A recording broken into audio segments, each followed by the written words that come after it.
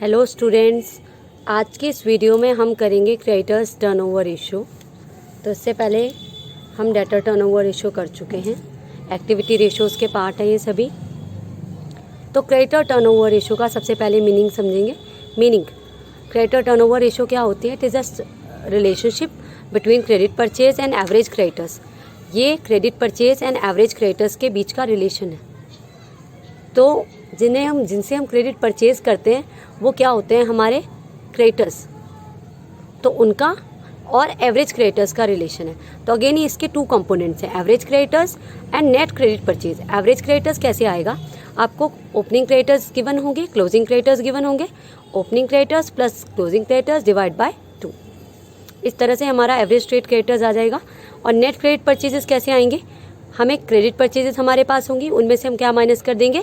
Purchase return. Mainly जो हमारे credit वाले होते हैं वही रिटर्न होते हैं। जो हम क्रेडिट परचेज करते हैं तभी रिटर्न्स होती हैं। उसी तरह सेल में भी जब क्रेडिट सेल्स होती है तो ही रिटर्न्स होती हैं। तो credit purchases minus purchase return, तो हमारा नेट क्रेडिट परचेज आ जाएगा। तो क्रेडिटर टर्नओवर रेशियो क्या है? Net credit purchases upon average creditors, इन दोनों का रिलेशन है। यहाँ पे आप ट्रेड पेबल टर्नओवर रेशियो भी लिख सकते हो, यहाँ पे भी आप क्रेडिटर्स की जगह एवरेज ट्रेड पेबल्स भी लिख सकते हो। ठीक है, तो जितनी हायर रेशो होगी, मतलब जितनी हायर हमारी क्रेडिटर टर्नओवर रेशो आ रही है, इसका मतलब है शॉर्टर पीरियड है। पेमेंट पीरियड क्या आपका? शॉर्टर, कम पीरियड में आपकी पेमेंट हो जा रही है। और अगर आपकी आ रही है लो रेशो, तो लो रेशो का मतलब क्या है? That indicates larger payment period. मतलब क्रेडिटर्स को पे करने में हमारा क्या लगता है? ज़्यादा टाइम लगता है। तो ये हो गया। इसके बाद देखिए, एवरेज पेमेंट पीरियड हमें यहाँ पे निकालना होता है। एवरेज पेमेंट पीरियड हम कैलकुलेट करते हैं किस तरह से? 12 मंथ्स और 365 days upon creditors turnover ratio. यहाँ पे जो रेशो निकाली है उसको डिवाइड कर देंगे, तो एवरेज पेमेंट पीरियड आ जाएगा कि मतलब कितने टाइम में जो हमारे क्रेडिटर्स हैं वो पे हो जाते हैं। ओके, तो अब हम इससे रिलेटेड प्रैक्टिकल प्रॉब्लम्स करेंगे। तो हमारे बुक में प्रैक्टिकल प्रॉब्लम नंबर 67 है, वो करेंगे। तो इसमें हमें गिवन है, a company purchases goods both for cash and credit. Company purchase करती है, फॉलोइंग इन्फॉर्मेशन अवेलेबल है। ये 67 सम है प्रैक्टिकल प्रॉब्लम्स का। तो हमें टोटल परचेजेस गिवन है 3,38,000, हमें कैश परचेजेस गिवन है 28,500,000, रिटर्न आउटवर्ड्स गिवन है, एंड हमें इसके बाद गिवन है हमें क्रेडिटर्स का ओपनिंग जो कि है 90,000। ये 4 इन्फॉर्मेशंस गिवन है। इसके बाद हमें गिवन है क्रेडिटर्स का क्लोजिंग जो कि है 24,400, बिल्स पेबल का क्लोजिंग जो कि है 5,800। तो हमें निकालनी है क्रेडिटर टर्नओवर रेशियो और हमें निकालनी है average age of creditors.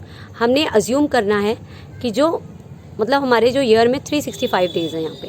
Okay, तो अब आप क्या क्या करोगे? सबसे पहले आप निकालोगे क्रेडिट परचेजेस। क्रेडिट परचेजेस के लिए आपको क्या क्या चाहिए? आपको चाहिए total purchases minus cash purchases minus return outwards. तो यहाँ पे हमें क्या क्या दिया हुआ है? टोटल परचेजेस हमें दी हुई है ना। टोटल परचेजेस हमारी है 3,38,000, ये हमारी टोटल परचेजेस है। इसमें से हम माइनस करेंगे कैश परचेजेस और इसमें से हम माइनस करेंगे रिटर्न आउटवर्ड्स जो कि है 9,500। तो ये हम करेंगे, ये माइनस करेंगे। तो ओके, तो आपने क्रेडिट परचेजेस निकालने के लिए क्या करना है?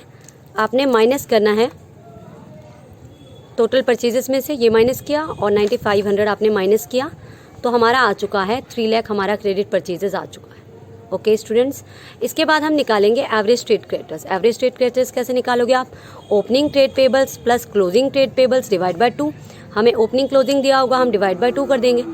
तो अब यहाँ पर हमें 2 क्लोजिंग दिए हुए हैं। एक तो हमें दे रखा है, एक तो हमें दिया हुआ है बिल पेबल का क्लोजिंग और दूसरा हमें दिया हुआ है क्रेडिटर्स का क्लोजिंग।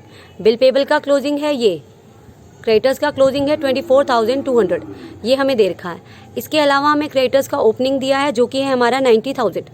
तो हमने क्या करना है?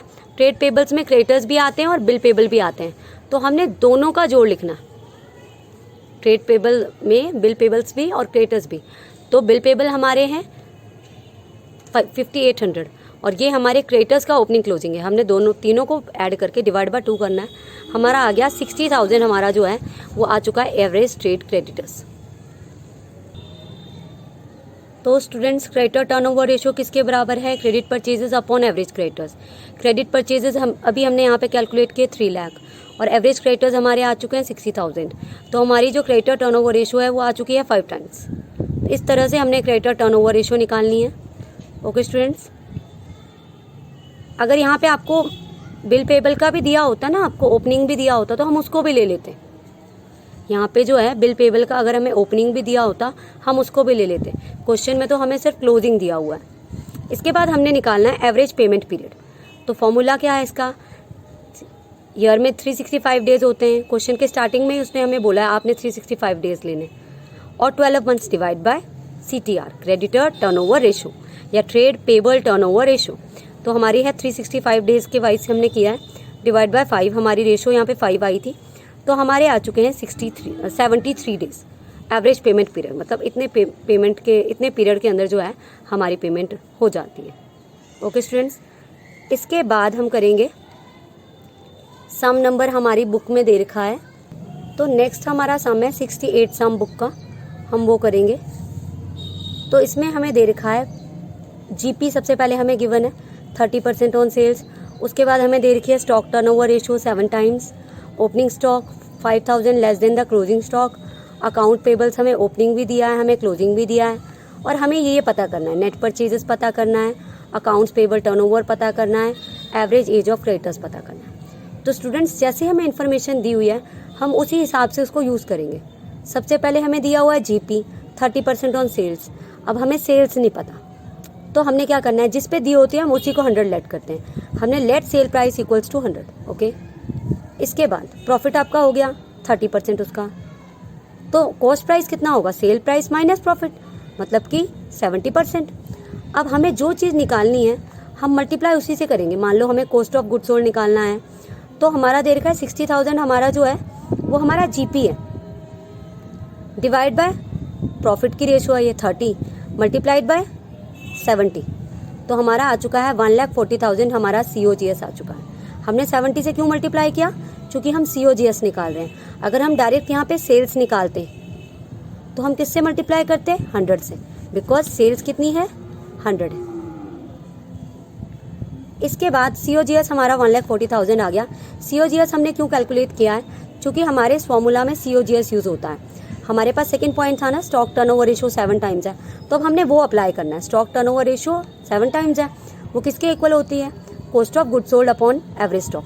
कॉस्ट ऑफ गुड सोल्ड 1,40,000 अभी हमने निकाला है, एवरेज स्टॉक हमें पता नहीं है, और ये देखा है स्टॉक टर्नओवर रेशियो 7 टाइम्स है। तो हमारा एवरेज स्टॉक आ गया है 20,000।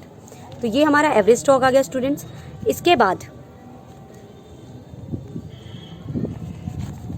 अब थर्ड पॉइंट हमें दे रखा था कि opening stock is 5,000 less than the closing stock. Opening stock closing stock से 5,000 लेस है, तो जिससे लेस है हमने उसको एक्स लेट करना है। Let closing stock X, opening stock इससे 5,000 लेस है, एक्स माइनस 5,000।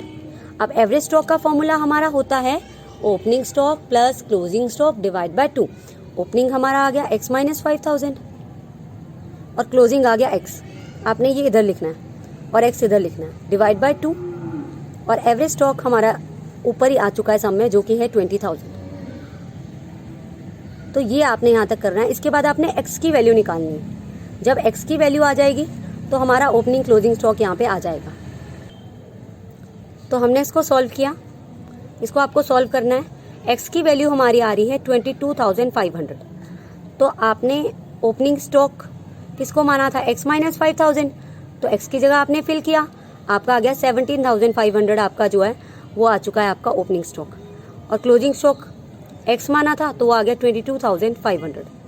तो अब हमें कॉस्ट ऑफ गुड सोल्ड का दूसरा फॉर्मूला जो यूज होता है वो भी पता है। एक तो होता है सेल्स माइनस GP, दूसरा होता है opening plus purchase minus closing. तो ओपनिंग आपको दिया हुआ है, परचेजेस भी नहीं पता, क्लोजिंग स्टॉक पता है, और COGS हमने ऊपर निकाल लिया है। तो इस मेथड से हम यहाँ पे क्या कैलकुलेट करेंगे? परचेजेस कैलकुलेट करेंगे, जो कि आ रही है 1,45,000। इसके बाद आप निकालोगे account payable turnover ratio. Account payable turnover ratio second part में आपने यही निकालना है। पहला पॉइंट तो आपने परचेज निकालना था, उसके लिए हमने ये सब किया तो परचेजेस आ गई। अब अकाउंट पेबल टर्नओवर रेशियो के लिए हमें क्या क्या चाहिए, क्रेडिट परचेजेस हमें चाहिए, इसके साथ एवरेज क्रेडिटर्स, ये दोनों चीज़ें हमें चाहिए। तो एवरेज क्रेडिटर्स के लिए क्वेश्चन में ओपनिंग एंड क्लोजिंग क्रेडिटर्स दिए हुए हैं, ट्रेड पेबल्स दिए हुए हैं, आपने उनको ले लेना है डिवाइड बाय 2। एवरेज क्रेडिटर्स आ गए हमारे 34,000। इसके बाद हमें निकालनी है creditor turnover ratio. Creditor turnover ratio का फॉर्मूला ऊपर हम लिख चुके हैं, जो कि है credit purchases upon average creditors. तो क्रेडिट परचेजेस है ना हमारे पास क्रेडिट परचेजेस नहीं है, हमारे पास क्या है, परचेजेस, जो कि है हमारी 1,45,000, और इसको डिवाइड करना है आपने एवरेज क्रेडिटर्स से। तो हमारी क्रेडिटर टर्नओवर रेशियो आ चुकी है 4.26 टाइम्स, ये हमारी रेशियो आ चुकी है। और थर्ड पॉइंट हमें कहा गया था एवरेज एज ऑफ क्रेडिटर्स निकालना है कि कब इनका पेमेंट होगा, एवरेज पेमेंट पीरियड हमें कैलकुलेट करना है। तो इसका फॉर्मूला क्या है, 365 days upon creditor turnover ratio. 365 days upon creditor turnover ratio कितनी आई है, 4.26 टाइम्स। तो हमारा जो यहाँ पे एवरेज एज ऑफ क्रेडिटर्स है वो आ चुका है 85.6 डेज। तो इसी तरह आपने सारे जो भी क्रेडिटर टर्नओवर रेशियो के सम है वो करने हैं।